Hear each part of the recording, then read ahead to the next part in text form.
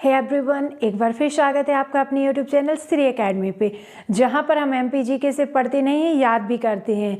तो बने रहिए हमारे साथ। मैं हूं श्वेता चौरसिया।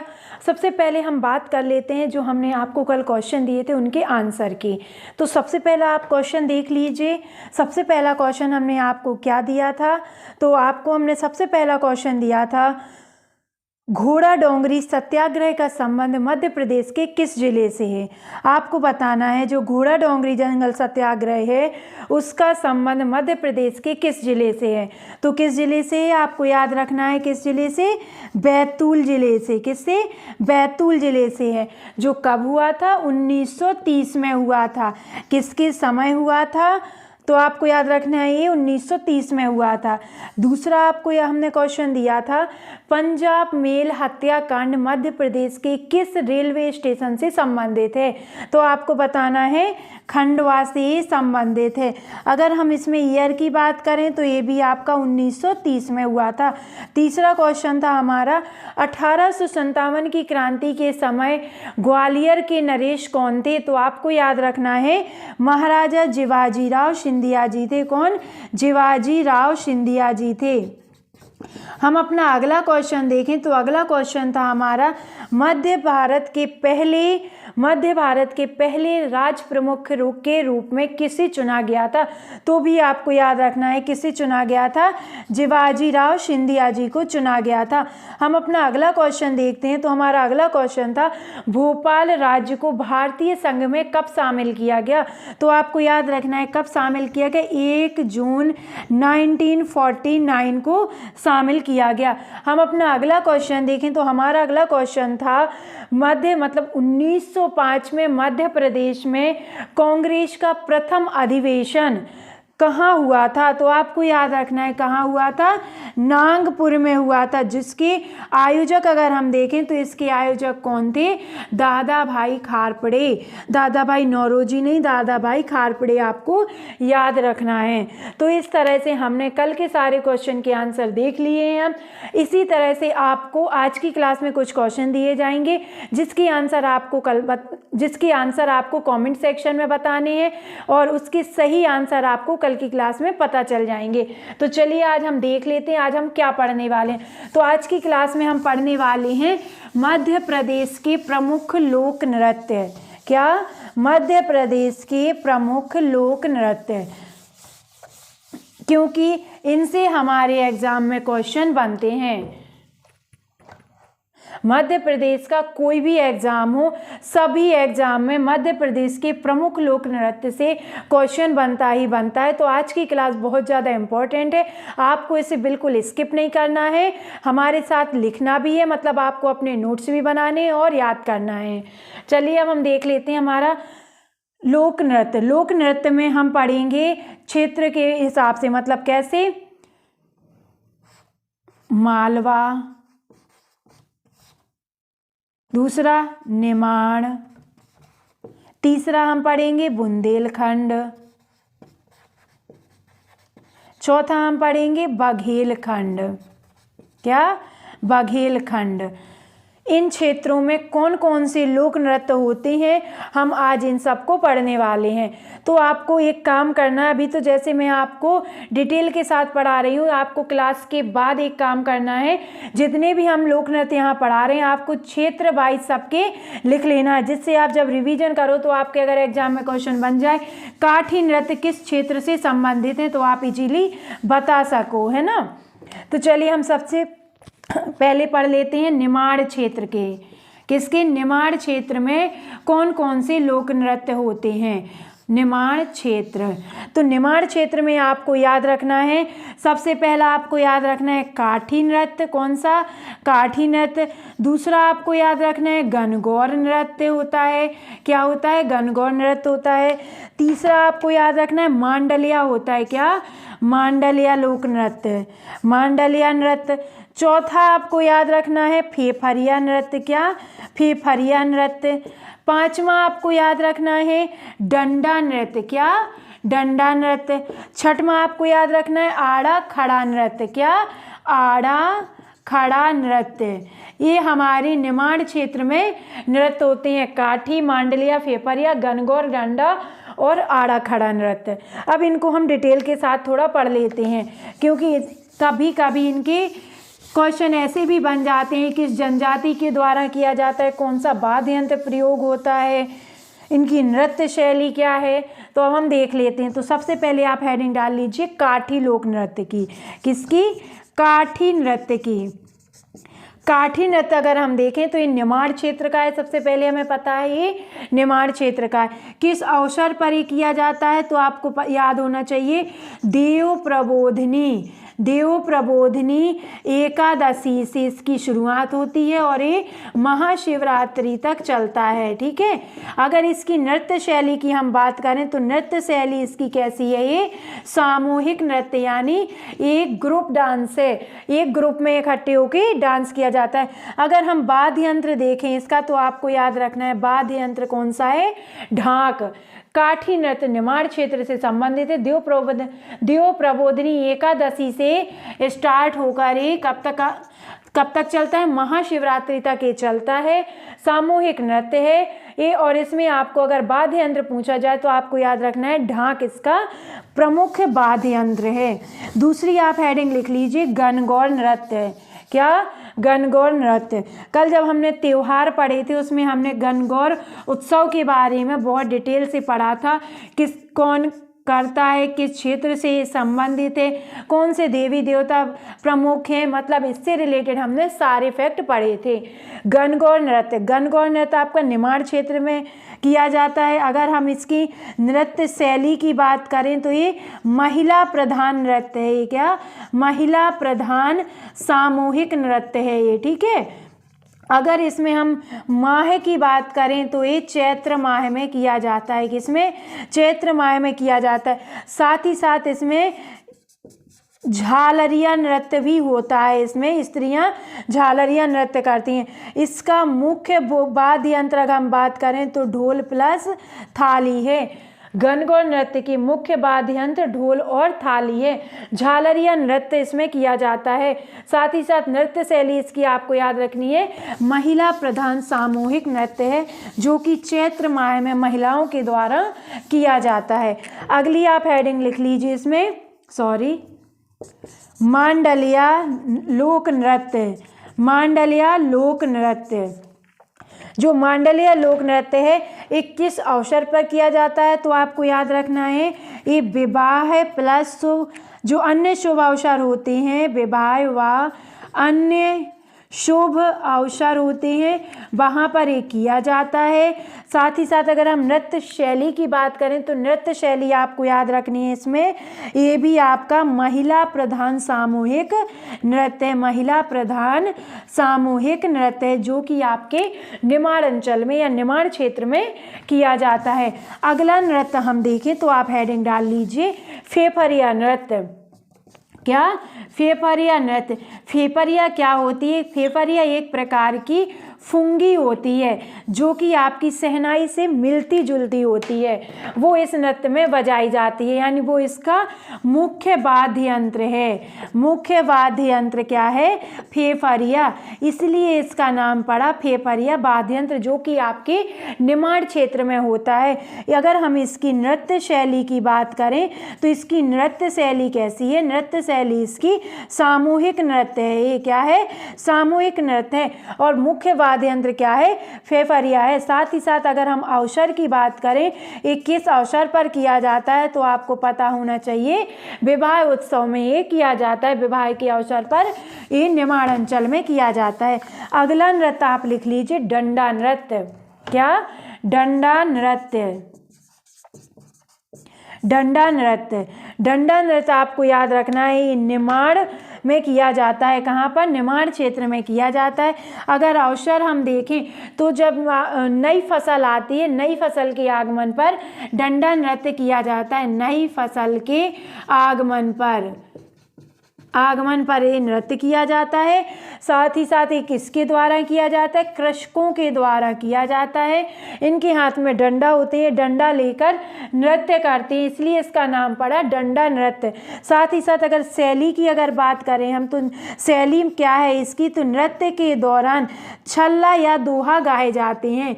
छल्ला या दोहा गाए जाते हैं, फिर डंडा के द्वारा नृत्य किया जाता है, जिन्हें कौन प्रस्तुत करता है?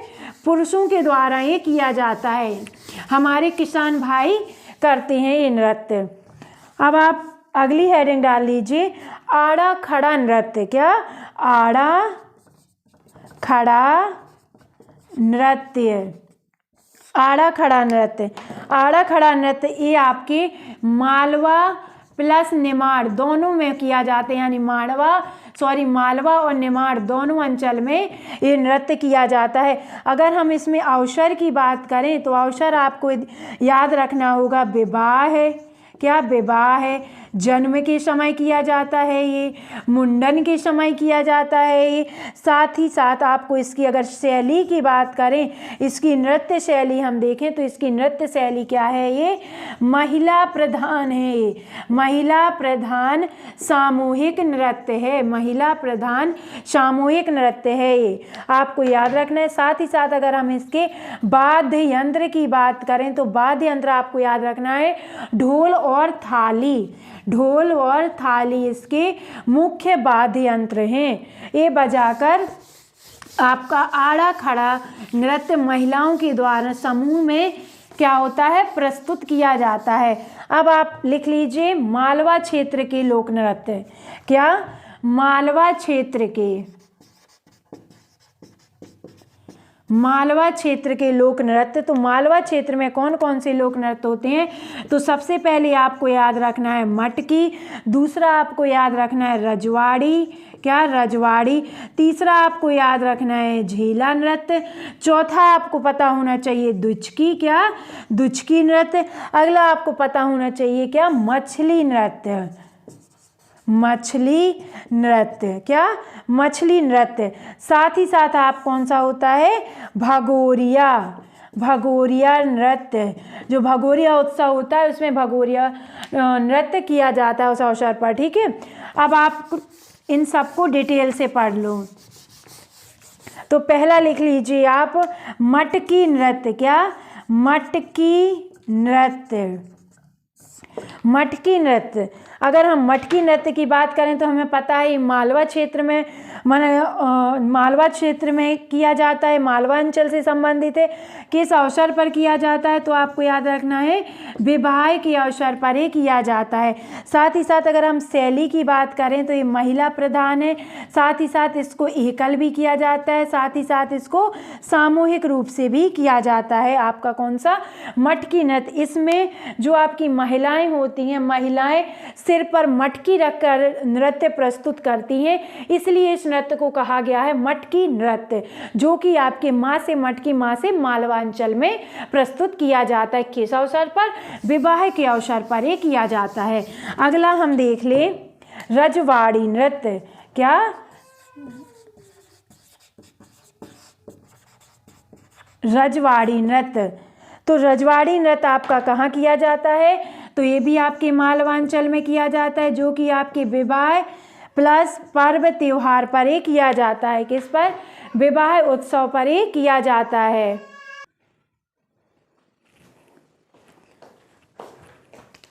रजवाड़ी नृत्य। रजवाड़ी नृत्य कब किया जाता है? विवाह प्लस पर्व के त्योहार जो होते हैं उस समय पर ही किया जाता है, आपके मालवा अंचल से संबंधित है। शैली की अगर हम बात करें तो इसमें भी आपको लिखना है ये महिला प्रधान सामूहिक नृत्य है। महिला प्रधान सामूहिक नृत्य है, ये आपको याद रखना है। ठीक है, महिला प्रधान सामूहिक नृत्य है। अगली हेडिंग आप डाल लीजिए भगोरिया नृत्य। क्या? भगोरिया नृत्य लिख लीजिए आप। जो भगोरिया नृत्य है ये भी आपके कहाँ पर किया जाता है? ये भी आपके मालवा अंचल में किया जाता है।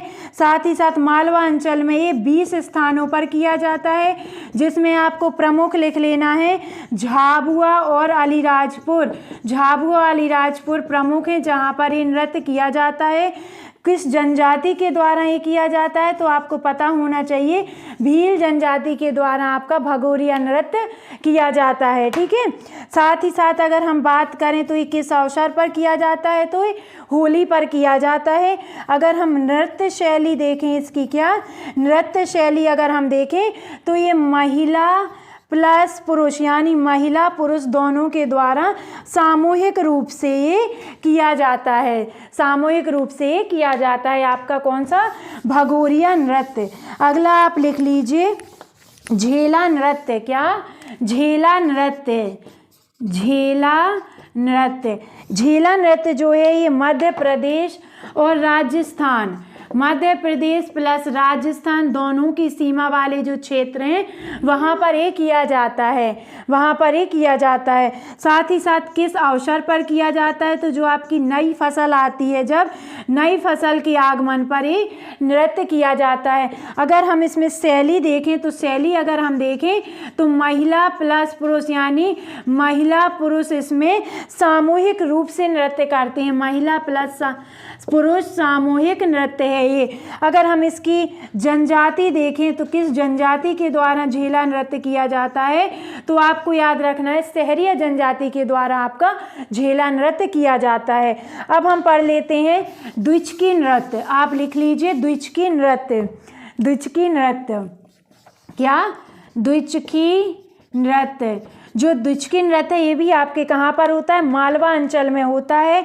किस अवसर पर होता है? तो आपको पता होना चाहिए ये विवाह के अवसर पर किया जाता है। शैली अगर हम देखें शैली तो ये पुरुष और महिला दोनों के द्वारा किया जाता है। ये दोनों क्या करते हैं? व्रत बनाकर, इसमें 2 व्रत बनाए जाते हैं, वो बनाकर इसमें ये डांस करते हैं यानी नृत्य प्रस्तुत करते हैं। कहाँ पर? मालवा अंचल में। अब आप लिख लीजिए मछली नृत्य। ये बहुत अनोखा नृत्य है।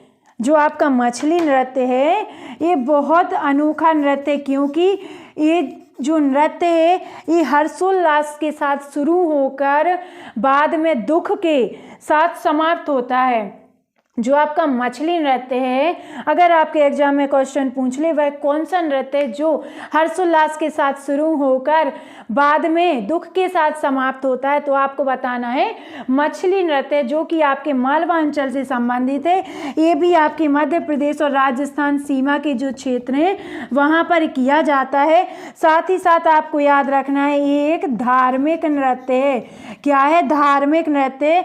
किस जनजाति के द्वारा किया जाता है? तो बंजारा जनजाति के द्वारा ही किया जाता है। सहरिया जनजाति के द्वारा आपका झेला नृत्य किया जाता है। भील जनजाति के द्वारा आपका भगोरिया नृत्य किया जाता है। बंजारा जनजाति आपका मछली नृत्य करती है। कौन सा नृत्य करती है? मछली नृत्य करती है, आपको याद रखना है। अब आप हेडिंग डाल लीजिए बुंदेलखंड के जो लोक नृत्य हैं, बुंदेलखंड के। तो बुंदेलखंड के कौन कौन से लोक नृत्य हैं? तो आपको सबसे पहला याद रखना है राई। क्या? राई। फिर दूसरा याद रखना है आपको बधाई। क्या? बधाई। अगला आपको याद रखना है ढिमराई। क्या? ढिमराई। इसके बाद आपको याद रखना है जवारा। क्या? जवारा। फिर आपको याद रखना है सेरा नृत्य। कौन सा? सेरा नृत्य किया जाता है। फिर आपको याद रखना है कानड़ा नृत्य। क्या? कानड़ा नृत्य। इसके बाद आपको याद रखना है बरेदी नृत्य। कौन सा? बरेदी नृत्य। ये सब हमारे बुंदेलखंड क्षेत्र के नृत्य हैं। इसमें से जो राई आपका नृत्य है, राई लोक नृत्य है, ये आपके बुंदेलखंड और बघेलखंड दोनों में किया जाता है। लेकिन बुंदेलखंड इसका मूल रूप है, यानी बुंदेलखंड में प्रधान रूप से ये किया जाता है, मुख्य रूप से बुंदेलखंड में किया जाता है। और जो आपका राई लोक नृत्य है, आप पहली हेडिंग लिख लीजिए राई लोक नृत्य। राई। राई जो नृत्य है ये मध्य प्रदेश का राजकीय नृत्य है। क्या?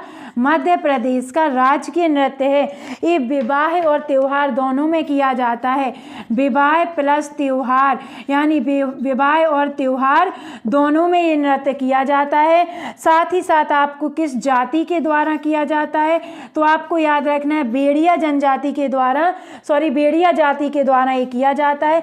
अगर हम वाद्य यंत्र की बात करें, इसमें वाद्य यंत्र की अगर हम बात करें तो इसमें वाद्य यंत्र आपको 2 तरह से याद रखने, जो आपका बुंदेलखंड है, बुंदेलखंड में ये मृदंग के साथ किया जाता है, लेकिन जो आपका बघेलखंड है, बघेलखंड में मृदंग के स्थान पर ढोलक का प्रयोग किया जाता है। साथ ही साथ आपको इसमें मुख्य कलाकार जो हैं आपके, वो नाम याद रखना है आपको। ज्ञानेश्वरी, ये आपकी कहाँ से संबंधित है? कटनी से। अगर आपके एग्जाम में क्वेश्चन बन जाए ज्ञानेश्वरी किस नृत्य से संबंधित है, किस जिले से संबंधित है, तो आपको पता होना चाहिए ये राई लोक नृत्य से संबंधित है। साथ ही साथ आपके कटनी जिले से इनका संबंध है। साथ ही साथ आपको याद रखना है जो आपके राम सहाय पांडे हैं वो भी आपके राई लोक नृत्य से संबंधित हैं, और इनको 2022 में, कब? इनको 2022 में पद्म श्री दिया गया। इनको 2022 में पद्म श्री पुरस्कार से नवाजा गया। ये मध्य प्रदेश के सागर जिले से इनका संबंध है। कहाँ से? सागर जिले से इनका संबंध है। अब आप अगली हेडिंग लिख लीजिए, बधाई लोक नृत्य। क्या? बधाई लोक नृत्य। मैं लिखने के लिए इसलिए कहती हूँ आपसे, आप पीडीएफ के आदी हो चुके हैं। क्या है? पीडीएफ के आदी हो चुके हैं, और आपको लगता है पीडीएफ हमारी नैया पार करा देगी, लेकिन ऐसा नहीं है। अगर आप अपने नोट्स नहीं बनाते हो तो आपका बंटा धार होगा, बेड़ा पार नहीं। आपको ये बात नोट कर लेनी चाहिए, बिना आपके नोट्स बनाए कुछ नहीं हो सकता। जब तक आप प्री निकाल भी लोगे, प्री अगर आपने निकाल भी लिया तो मेंस में क्या करोगे? इसलिए राइटिंग प्रैक्टिस बहुत ज़्यादा इम्पॉर्टेंट है, और एग्ज़ाम में आपकी कोई पीडीएफ काम नहीं आती है, क्योंकि आप पीडीएफ खोलते नहीं बैठोगे। जो काम आएंगे आपके सिनॉप्सिस, जो आपके शॉर्ट नोट्स रहेंगे वही आपके काम आएंगे। तो आप नोट्स ज़रूर बनाइए। अब लिखिए आप बधाई नृत्य। क्या? बधाई नृत्य। बधाई नृत्य आपका विवाह और शुभ अवसर पर किया जाता है। जो भी विवाह के अन्य शुभ अवसर होते हैं विवाह के अलावा, वो तब आपका बधाई नृत्य किया जाता है। ठीक है। इसमें शैली अगर हम देखें तो शैली है ये जो पुरुष होते हैं, पुरुष आपके महिला के वेश में नृत्य करते हैं। इस नृत्य में जो पुरुष होते हैं वो महिला के रूप में नृत्य करते हैं। किसमें? बधाई नृत्य में। अगला आप लिख लीजिए, बा से बधाई, बा से आपको याद रखना है बुंदेलखंड। अगला आपको याद रखना है ढिमराई। वैसे आप अगर याद रखना चाहो तो एक तरीका और है, जितने में ई आई मतलब बाद में आई, बधाई, राई, इसके अलावा अगर हम पढ़ते हैं ढिमराई तो जो मतलब आई है ना, ये सब आपके किससे संबंधित हैं? बुंदेलखंड क्षेत्र से संबंधित हैं। ढिमराई लोक नृत्य, जो आपका ढिमराई लोक नृत्य है, ये आपका विवाह में साथ ही साथ नव दुर्गा पर किया जाता है। कब? नव दुर्गा पर किया जाता है। इसकी जो शैली है, अगर हम शैली देखें तो इसमें जो शैली, जो डांस कर रहे होते हैं, जो नृत्य प्रस्तुत कर रहे होते हैं, जो नर्तक होते हैं, नर्तकों द्वारा कथक शैली में वह कौन सा लोक नृत्य है जिसमें नर्तक कथक शैली में नृत्य प्रस्तुत करते हैं? तो वो है आपका ढिमराई। क्या है? ढिमराई लोक नृत्य आपको याद रखना है, जो कि आपकी कहाँ से संबंधित है? बुंदेलखंड से संबंधित है। अगला आप लिख लीजिए सेहरा। इसके पहले हमने पढ़ा था झेला, ये है सेहरा। ये तीज के अवसर पर किया जाता है। किस अवसर पर? तीज के अवसर पर किया जाता है। अगर हम नृत्य शैली बात करें तो आपको याद रखना है ये पुरुष प्रधान सामूहिक नृत्य है। पुरुष प्रधान सामूहिक नृत्य है, ये आपको याद रखना है। अगला नृत्य हम देखें तो अगला नृत्य है हमारा जवारा नृत्य। क्या है? जवारा नृत्य।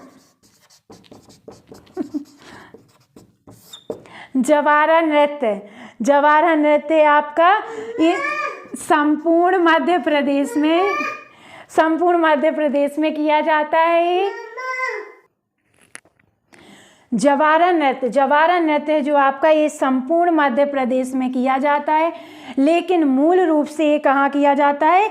बुंदेलखंड में मुख्य रूप से ये किया जाता है। ये कब किया जाता है? नवरात्रि पर किया जाता है। कब? नवरात्रि के अवसर पर ये किया जाता है। साथ ही साथ आपको इसकी शैली याद रखनी है। सिर के ऊपर जवारा रखा हुआ एक कलश होता है जिसको लेकर ये नृत्य किया जाता है। ठीक है। किनके द्वारा? महिलाओं के द्वारा नवरात्रि पर ये प्रस्तुत किया जाता है। अगला आप लिख लीजिए कानड़ा। क्या? कानड़ा लोक नृत्य, जो किस अवसर पर किया जाता है? विवाह और त्योहार के अवसर पर ये किया जाता है। अगला आपको इसकी शैली अगर हम देखें, शैली, तो इसमें शैली है आपकी लोटा और ढोलक। लोटा ढोलक जो वाद्य यंत्र हैं, इनको बजाकर मतलब तीव्र गति से ये नृत्य प्रस्तुत किया जाता है। ठीक है। अगली आप लिख लीजिए बरेदी लोक नृत्य। क्या? बरेदी लोक नृत्य। बरेदी लोक नृत्य, जो बरेदी लोक नृत्य है, बरेदी लोक नृत्य आपका बुंदेलखंड साथ ही साथ सतपुड़ा रीजन में किया जाता है। बुंदेलखंड और जो सतपुड़ा रीजन है वहाँ पर किया जाता है। और ये कब तक चलता है? ये दिवाली से 11 तक चलता है। दिवाली से 11 तक ये नृत्य प्रस्तुत किया जाता है। शैली अगर हम देखें तो शैली है इसकी पैरों में घुंघरू बांधकर, साथ ही साथ पैरों में घुंघरू बांधकर और सिर पर मोर पंख लगाकर ये नृत्य प्रस्तुत किया जाता है। सिर पर मोर पंख लगाकर नृत्य किया जाता है। अगर हम जाति देखें इसमें तो जाति है अहीर, ग्वाल और यादव समाज के द्वारा ये नृत्य प्रस्तुत किया जाता है। कौन सा? बरेदी नृत्य, जो कि आपके बुंदेलखंड क्षेत्र से संबंधित है। अब हम पढ़ते हैं बघेलखंड के नृत्य। बघेलखंड,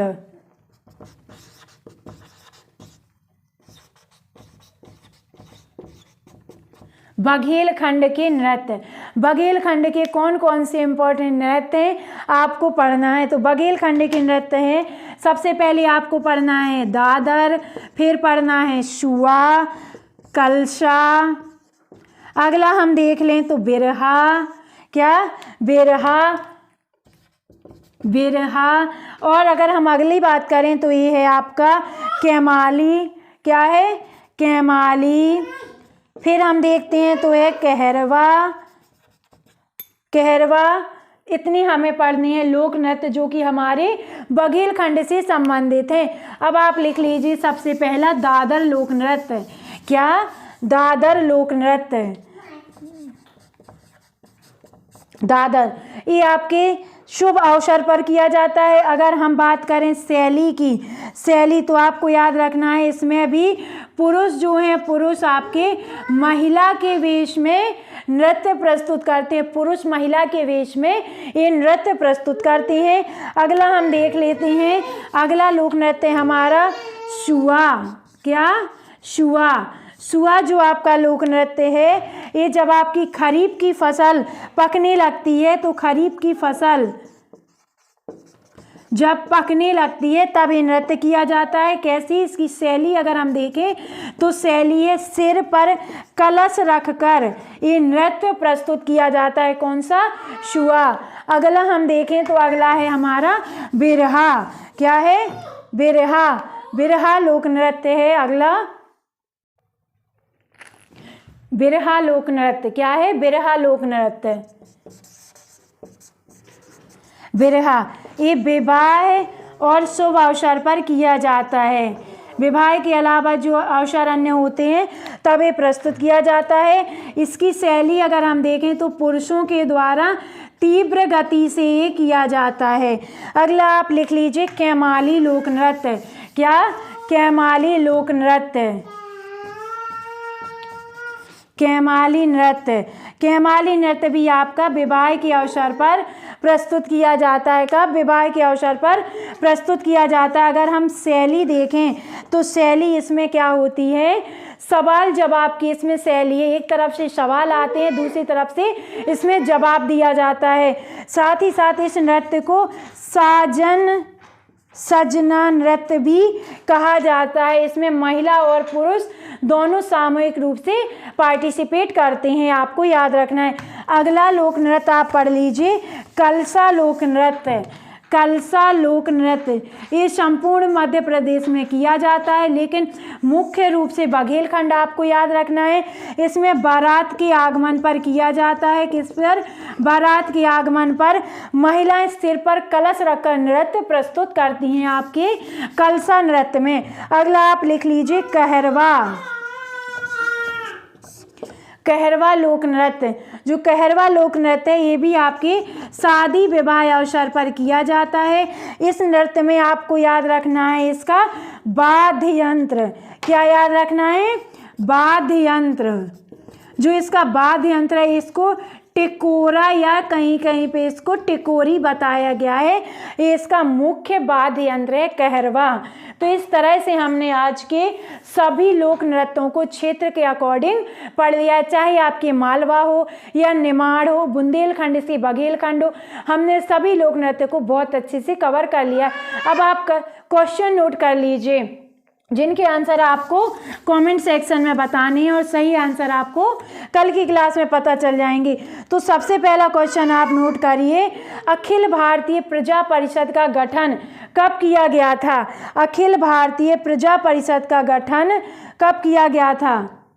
साथ ही साथ आपको इसमें बताना है, आप लिखिए अखिल भारतीय प्रजा परिषद का गठन कांग्रेसियों ने किसके नेतृत्व में किया था? आपको इसके दोनों आंसर बताने। जो आपकी अखिल भारतीय प्रजा परिषद है इसका गठन कब हुआ था और किसके नेतृत्व में हुआ था आपको बताना है। दूसरा क्वेश्चन आप नोट करिए, दूसरा क्वेश्चन है आपका 1857 में महू के विद्रोह का, यानी 1857 में जो विद्रोह हुआ था उसमें महू से नेतृत्व किसने किया था? ठीक है। तीसरा क्वेश्चन आपको बताना है, खलक सिंह दउआ का संबंध किसका? जिस तरह से बोधन दउआ है उसी तरह से खलक सिंह दउआ का संबंध मध्य प्रदेश के किस जिले से है? आपको अगला बताना है, जो किशोर सिंह है, किशोर सिंह का संबंध मध्य प्रदेश के किस जिले से था? ये दोनों आपके खलक सिंह और किशोर सिंह दोनों आपके स्वतंत्रता सेनानी हैं। आपको बताना है इन दोनों का संबंध मध्य प्रदेश के किन किन जिलों से था। अब हम मिलते हैं आपको कल की क्लास में। तब तक के लिए आप अपना ध्यान रखिए, स्वस्थ रहिए, खुश रहिए और पढ़ाई करते रहिए। नमस्कार दोस्तों, बाय बाय।